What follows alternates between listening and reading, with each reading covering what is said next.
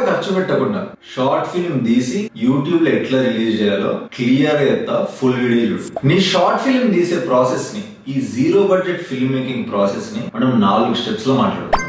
First step వచ్చేసి pre production, తర్వాత shoot, తర్వాత పోస్ట్ ప్రొడక్షన్, తర్వాత రిలీజ్. ఫస్ట్ ప్రీ ప్రొడక్షన్ నుండి స్టార్ట్ చేద్దాం. ప్రీ ప్రొడక్షన్ అంటే ఏంది? స్టోరీ రాయాలా, స్క్రీన్ ప్లే రాయాలా, యాక్టర్లను కాస్ట్ చేయాలా, లొకేషన్ వెక్కిల్ చేయాలా, స్టోరీ బోర్డ్ రాయాలా, ఇవన్నీ ఎట్లా వేయాలో మాట్లాడుకుందాం. ఫస్ట్ స్టోరీ రాయాలంటే ఐడియా రావాలి. ఐడియా ఎడికి వస్తుంది? Idea comes from your everyday experiences. నీ ఎవ్రీడే లైఫ్ లో నీ దోస్త్ వాళ్ళ ఇంట్లోకి వెళ్ళి కానీ, నీ దోస్తుల మధ్యలోకి వెళ్ళి కానీ, మీ ఇంట్లో నుంచి కానీ, మీ కాలనీల నుంచి కానీ, మీ కాలనీ బయట ఉన్న కిరాణా షాప్ నుంచి కానీ, వైన్ షాప్ నుంచి కానీ, సిగరెట్ షాప్ నుంచి కానీ, ఇట్లా నీ చుట్టూ జరిగే ఏ ఎక్స్పీరియన్స్ నుంచి అయినా సరే నువ్వు మంచి స్టోరీ ఒకటి పిక్ చేసుకోవచ్చు. అది ఫన్ అవ్వచ్చు, థ్రిల్లర్ అవ్వచ్చు, రొమాన్స్ అవ్వచ్చు, క్రైమ్ కూడా అవ్వచ్చు. ఇప్పుడు ఐడియా వచ్చేసింది కదా, ఆ ఐడియాని నీకు నచ్చినట్టు, నీకు దోచినట్టు, నీకు వచ్చిన లాంగ్వేజ్ లో, నీకున్న నాలెడ్జ్ లో పేపర్ మీద పెట్టు. నీకు ఎంత వస్తే అంత, ఎంత రఫ్ వస్తే అంత రఫ్ గా దాన్ని ఫస్ట్ రాసేయి. నీకు వచ్చిన ఐడియాని క్లియర్ గా పేపర్ మీద రాసుకో. ఆ పేపర్ ని ఎవ్వరికి చూపించాల్సిన అవసరం లేదు. నువ్వే చదువు, నీకు అర్థమయ్యేటట్టు నువ్వు అనుకున్న స్టోరీ చాలా వేకర్. దాని తర్వాత మనం స్క్రీన్ ప్లే గురించి మాట్లాడదు. సో నువ్వు స్టోరీ రాసేటప్పుడు నువ్వు మైండ్ లో పెట్టుకోవాల్సింది ఏంటంటే, ఇది పెద్ద బడ్జెట్ ఫిల్మ్ కాదు, జీరో బడ్జెట్ ఫిల్మ్. సో క్యారెక్టర్లను తక్కువ పెట్టు, లొకేషన్లను తక్కువ పెట్టు, మోస్ట్లీ డేలో కంప్లీట్ అయ్యేటట్టే చూడు. ఎందుకంటే నైట్ అంటే మళ్ళీ లైట్లు గిట్లు పంచేది ఉంటుంది. స్టోరీ కంప్లీట్ రాసినావు కదా, ఇప్పుడు రాసిన తర్వాత ఇమ్మీడియట్ గా స్క్రీన్ ప్లేలో పో. ఎందుకంటే నా స్టోరీ మంచిగా ఉందో లేదో నీకు తప్ప ఇవ్వని తెలియదు. ఇప్పుడు ఆ స్టోరీని తీసుకుపోయి మీ ఫ్రెండ్స్ కి చెప్పు, మీ ఇంట్లో చెప్పు. ఇంట్లో చెప్తే కొడతారన్నా అంటావా? అయితే మీ మమ్మీకి చెప్పు. మమ్మీ అయితే నేను కొట్టదు కాబట్టి నీ క్లోజ్ సర్కిల్ లో ఒక 3-4 ఆర్ 5 ఈ స్టోరీని చెప్పి చూడు. వాళ్ళు కొంచెం ఎక్సైట్ అవుతున్నారు అనిపించింది అనుకో, నువ్వు ఎక్సైట్ అయ్యే దాంట్లో వాళ్ళు అట్లీస్ట్ ఒక 50% ఎక్సైట్ అవుతున్నారు అనిపించినా గానీ దీన్ని ఎగ్జిక్యూట్ చేయడం స్టార్ట్ చేయి. ఎగ్జిక్యూట్ చేయడం అంటే స్క్రీన్ ప్లే స్టార్ట్ చేయాలి కదా.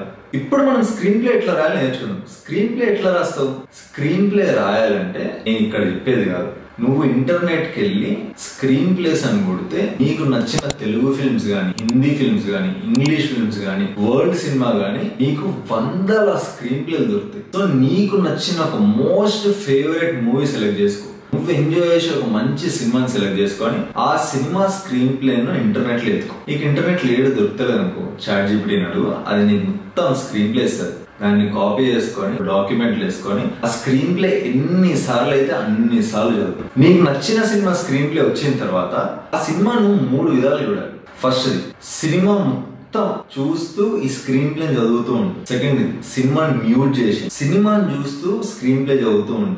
థర్డ్ సినిమా వీడియో ఆఫ్ చేసి ఓన్లీ ఆడియో వింటూ నువ్వు స్క్రీన్ ప్లే చదువుతూ ఉండు.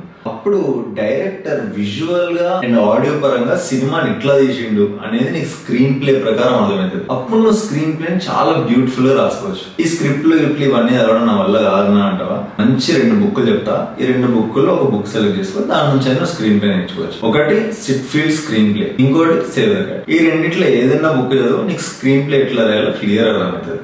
స్టోరీ రాసినా, స్క్రీన్ ప్లే రాసినాం. ఇప్పుడు నెక్స్ట్ ఏంది? Story board created.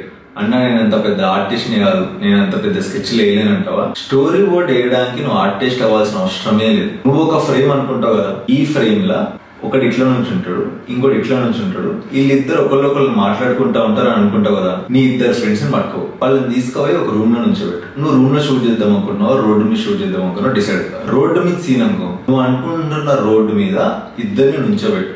వాళ్ళిద్దరు ఒకళ్ళు ఇట్లా ఫేస్ అయి ఉంటారా, ఇట్లా ఫేస్ అయి ఉంటారా, ఇట్లా ఫేస్ అయి ఉంటారా అనేది నీకు తెలుసు కాబట్టి వాళ్ళిద్దరు అట్లా నుంచోబెట్టి ఒక ఫోటో ది. అదే స్టోరీ బోర్డ్. ఇట్లాంటి సిరీస్ ఆఫ్ ఫొటోస్ ని ఒక స్లైడ్ షో రూపంలో నువ్వు క్రియేట్ చేసినావు అంటే అదే నీ స్టోరీ బోర్డ్. ఆ స్టోరీ బోర్డ్ ని నువ్వు డిఓపికి చూపించినా అంటే వాడికి కూడా క్లియర్ ఇమాజినేషన్ వస్తుంది. ఓకే మనోడు ఇట్లా చేద్దాం అనుకుంటున్నాడు అని. స్టోరీ బోర్డ్ అయిపోయింది. నెక్స్ట్ ఏంది? కాస్టింగ్. నువ్వు hero heroine or hero villain, hero friend, ఈ క్యారెక్టర్ ఎట్లయినా రాసుకో. బట్ రాసుకునేటప్పుడు అవి నీ చుట్టుపక్కల ఉన్న రియల్ లైఫ్ లో నుంచి వచ్చిన క్యారెక్టర్స్ కి దగ్గరలో ఉన్నట్టు రాసుకో. అప్పుడు ఏంటంటే నీ దగ్గర మంచి బడ్జెట్ లేకపోయినా అట్లీస్ట్ నీ చుట్టూ ఉన్న మనుషుల్ని యాక్టర్లుగా నువ్వు పెట్టుకోవచ్చు. యాక్టర్ల కోసం నువ్వు మోడల్స్ ను, ఇన్స్టాగ్రామ్ ఇన్ఫ్లుయెన్సర్లను, పెద్ద హీరోలను వీళ్ళ దగ్గర ఎవ్వరికి వెళ్ళకు. మన దగ్గర పైసలు. నీ ఫ్రెండ్ సర్కిల్ ఎవడైతే కొంచెం చూడడానికి బాగానే ఉంటాడో, ఎవడైతే కొంచెం ఫిట్ గా ఉంటాడో, ఇట్లాంటి వాళ్ళని హీరో పెట్టుకుని ఒకే లవ్ స్టోరీ తీద్దాం. లేదు అందంగా ఉన్నవాడే హీరో ఉండాలా, అందంగా ఉన్న అమ్మాయిని హీరోయిన్ లాగా పెట్టాలా, అంటే కాంట్రవర్షియల్ థాట్ నాలా నీకు కూడా ఉంటే మాత్రం నీకు ఇష్టం వచ్చిన ఫ్రెండ్స్ ని నువ్వు రాసుకున్న క్యారెక్టర్ ని కొంచెం రిజంబుల్ చేసిన అయ్యా బుజ్జి అని చెప్పి వాడిని తీసుకొచ్చి వాడిని హీరో పెట్టుకో, వానితోనే యాక్టింగ్ చెప్పి. బట్ వీళ్ళందరితో నీ కాస్టింగ్ అయిపోయిన తర్వాత 100% ఒక 3-4 రోజులైనా సరే వాళ్ళతో వర్క్షాప్ చేపిస్తున్నప్పుడు ఏమవుతుందంటే నువ్వు రాసుకున్న డైలాగ్ వాళ్ళు చెప్పగలరా లేదా అనేది నీకు అర్థమవుతుంది. ఒకవేళ వాళ్ళు చెప్పలేకపోతున్నారు అనుకో, వాళ్ళకి తగ్గట్టు డైలాగ్ చేంజ్. దేని కాంటెక్స్ట్ అదే కాబట్టి నువ్వు డైలాగ్ మీద పెద్ద ఎఫర్ట్ పెట్టాల్సిన అవసరం లేదు. ఇంకోటి గుర్తుపెట్టు, ఇది నీ ఫస్ట్ షార్ట్ ఫిల్మ్. ఎన్ని మిస్టేక్స్ చేస్తే నువ్వు అంత నేర్చుకుంటావు. ప్రీ ప్రొడక్షన్ లో ఇది చాలా ఇంపార్టెంట్ థింగ్. హైరింగ్ ఏ డిఓపి. నువ్వు డిఓపిని హైర్ చేయాలంటే 100% వాడు రోజుకి 2000-3000 అడుగుతాడు. సో నువ్వు ఏం చేయాలంటే ఫస్ట్ 5 C's ఆఫ్ సినిమాటోగ్రఫీ అనే ఒక డాక్యుమెంట్ దొరుకుతుంది నీకు ఆన్లైన్. ఆ బుక్ చదివినా అంటే నీకు సినిమాటోగ్రఫీ మీద బేసిక్స్ అర్థమవుతుంది. ఆ బేసిక్స్ అర్థమైనప్పుడు అసిస్టెంట్ డిఓపిలను కానీ లేకపోతే నీ ఫ్రెండ్ సర్కిల్ లో కెమెరా హ్యాండిల్ చేసే వాళ్ళు తెలిసినా గానీ ఎవరినో కొన్ని పట్టుకొచ్చుకో. అప్పుడు నువ్వు వాళ్ళని సినిమాటిక్ వేలో వాళ్ళని గైడ్ చేయగలవు. Only if you read 5 C's of cinematography. 5 C's of cinematography as a director గా నువ్వు 100% చదవాల్సిందే. ఎందుకంటే మన దగ్గర డిఓపికి పైసలు ఇవ్వడానికి అవకాశం లేదు. అండ్ మోస్ట్ ఇంపార్టెంట్ పాయింట్ ఏంటంటే డిఓపిని హైర్ చేసుకునేటప్పుడు వాళ్ళకి బేసిక్ లైట్ సెన్స్ ఉండేటట్టు చూడు. ఎందుకంటే మన దగ్గర లైట్లు లేవు. లేదన్నా నేను లైట్లకు బడ్జెట్ పెడతా అనుకున్నావు అనుకో, నీకు ఎల్సీలు ఆర్జీబీ లైట్లు చిన్న లైట్లు ఏవైతే ఉన్నాయో ఫిల్లర్స్ గా వాడుకోవడానికి అవి నీకు మహా అంటే 200-300 రూపాయలకి నీకు బయట మార్కెట్ లో రెడ్డి దొరుకుతాయి. ఆ పైసలు పెట్టుకోవాలంటే పోయి తెచ్చేసుకో. అప్పుడు నైట్ షూట్ కూడా పెట్టుకోవచ్చు.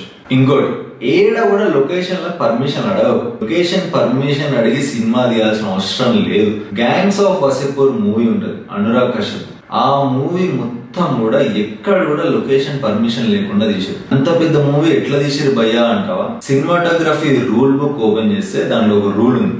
If you put camera on a certain place అంటే నువ్వు కెమెరా కనుక ఒక ప్లేస్ లో పెట్టినావు అంటే ఆ ప్లేస్ కి నువ్వు రెంట్ కట్టాలి అని. అదే ఆ ప్లేస్ లో నువ్వు కెమెరా కింద పెట్టలేదు అనుకో, నీ చేతిలో పట్టుకున్నావు అనుకో, నువ్వు రెంట్ కట్టాల్సిన అవసరం లేదు. దీన్నే గొరిల్లా ఫిల్మ్ మేకింగ్ అంటారు. సో నువ్వు ఎంత దొంగచాటుగా, నువ్వు ఎంత కన్నింగ్ గా కెమెరాని దాచిపెట్టి యాక్టర్లను లైవ్ లొకేషన్ లో తిప్పుతావో నువ్వు అంత క్రేజీ ఫిల్మ్ మేకర్ అవుతావు. ఈ విషయంలో పోలీసులతో కొంచెం జాగ్రత్త ఉండాలి. అదొక్కటి చూసుకో. మరి ప్రీ ప్రొడక్షన్ అయిపోయింది, డిఓపి వచ్చేసాడు, యాక్టర్లు వచ్చేసారు, నీకు అసిస్టెంట్ గా నీ ఫ్రెండ్స్ కూడా వచ్చేసారు. ఇప్పుడు షూట్ చేస్తావు.